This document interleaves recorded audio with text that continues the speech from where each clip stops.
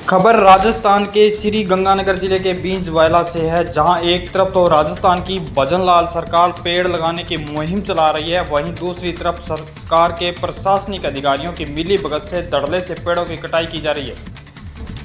भजनलाल सरकार के पेड़ लगाने की मुहिम को प्रशासनिक अधिकारी ठेंगा दिखा रहे हैं। पेड़ लगाने की मुहिम सिर्फ कागजों तक ही सीमित रह गई, क्योंकि बींजवाला क्षेत्र में धड़ल्ले से पेड़ों की कटाई के चलते प्रशासनिक अधिकारी बेखबर है। पदमपुर उपखंड क्षेत्र के बींजवाला तहसील अंतर्गत चक 39 एलएनपी में दिनों दिन धड़ल्ले से पेड़ों की कटाई की जा रही है। सरकारी खाड़ों के किनारे लगे हरे पेड़ बिना अनुमति के काटे जा रहे हैं। ग्रामीणों ने बताया कि इस कटाई में प्रशासन की मिलीभगत की आशंका है, क्योंकि कई बार सूचना देने के बावजूद भी अब तक कोई भी कार्रवाई नहीं हुई। प्रशासनिक अधिकारी इस कार्रवाई को नहीं कर पा रहे। स्थानीय लोगों का कहना है कि पेड़ों की अंधाधुंध कटाई से न केवल हरियाली पर संकट मंडरा रहा है, बल्कि पर्यावरणीय अपराध भी है। इसके बावजूद प्रशासनिक हमला पूरी तरह से मौन है।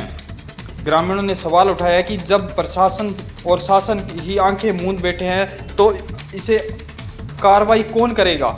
राजनीतिक नेता भी इस पर कोई ध्यान नहीं दे रहे। सबसे हैरानी की बात तो यह है कि इस मुद्दे पर अभी तक श्री करणपुर के विधायक ने कोई प्रतिक्रिया नहीं दी, न ही पूर्व विधायक सुरेंद्रपाल सिंह टीटी ने अब तक इस मुद्दे पर अपनी चुप्पी तोड़ी। ग्रामीणों में आक्रोश है, कार्रवाई की मांग कर रहे हैं। ग्रामीणों का कहना है कि क्षेत्र की हरियाली को इस तरह उजाड़ने का हक किसी को नहीं है।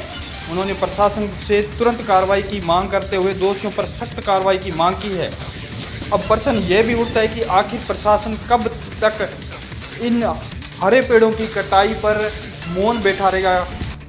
प्रशासन क्यों कार्रवाई नहीं कर रहा, क्योंकि एक तरफ तो राजस्थान सरकार के साथ साथ केंद्र की सरकार ही हरा भरा रखने के लिए पेड़ लगाने की मुहिम चला रहे हैं, वहीं दूसरी तरफ श्री करणपुर विधानसभा क्षेत्र के बींजवाला क्षेत्र में धड़ल्ले से हरे पेड़ों की कटाई की जा रही है। प्रशासनिक अधिकारी सरकार के आदेशों को ठेंगा दिखा रहे हैं, लेकिन अभी तक किसी भी प्रकार की कोई कार्रवाई नहीं हुई। ग्रामीणों का आरोप है कि बार बार प्रशासनिक अधिकारियों को सूचना देने के बाद भी अभी तक कोई कार्रवाई नहीं हुई।